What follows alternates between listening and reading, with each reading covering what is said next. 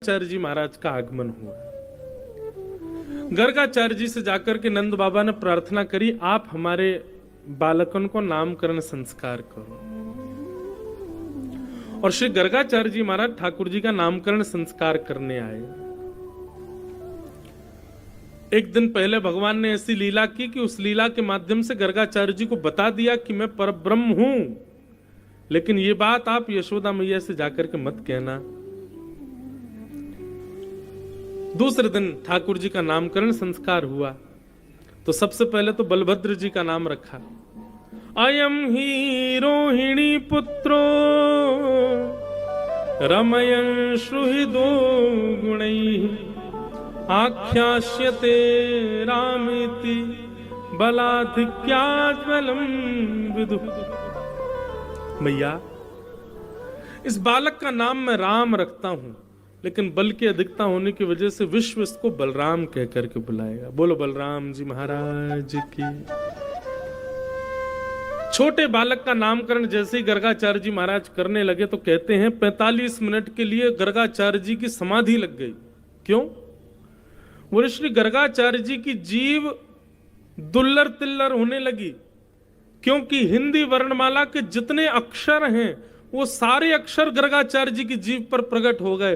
और प्रकट होकर के श्री गर्गाचार्य जी से प्रार्थना करने लगे, हे श्री गर्गाचार्य जी, ठाकुर जी का नाम हमसे प्रारंभ हो ऐसा रखो, ठाकुर जी की सेवा में हमको पहुंचा दो। सारे अक्षर आपस में लड़ने लगे।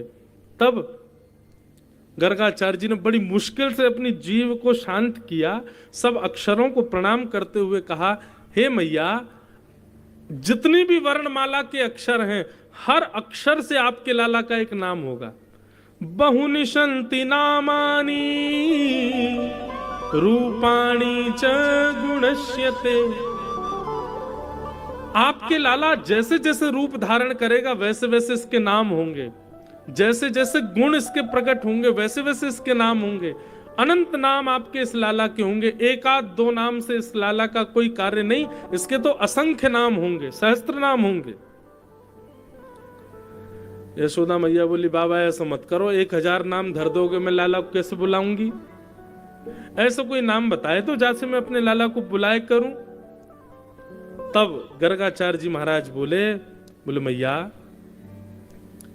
आसन वर्णास्त्रयो यास्य गुह्यतानुयुगम तनु शुक्ले रक्तस्तथा पीता इदानीम कृष्णतां गतः।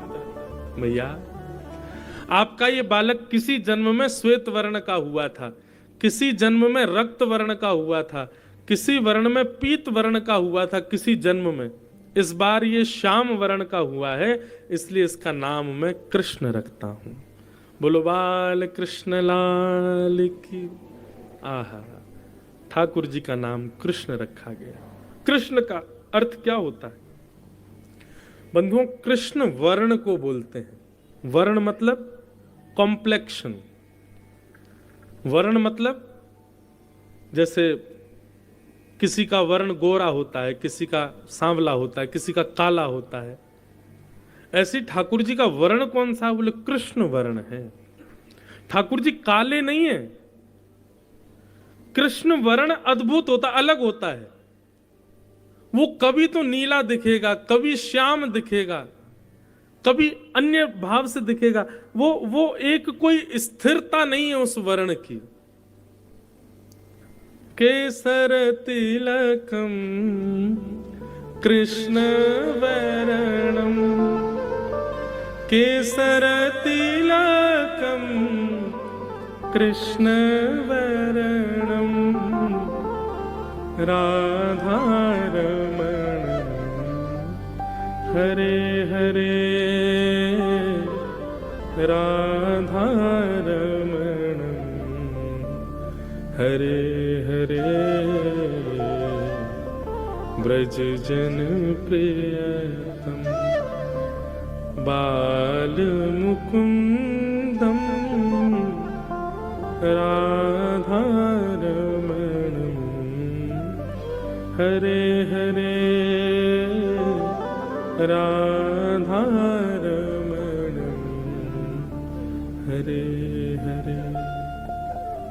ठाकुर जी का वर्ण कैसा है। एक बार एक संत वृंदावन में कह रहे थे कि भैया दुनिया में जितने रंग हैं, नीला, हरा, गुलाबी, बैंगना, काला, जो आपको मिल जाए, सारे रंगों को एक एक अनुपात में इकट्ठा करके सबको मिला देना। कोई रंग रह ना जाए दुनिया का, जितने रंग हैं संसार में, प्रकृति में, सब रंगों को मिला करके जब सबका घोल करोगे तब जो वर्ण निकलेगा वही है कृष्ण वर्ण, वही है कृष्ण रंग। ठाकुर जी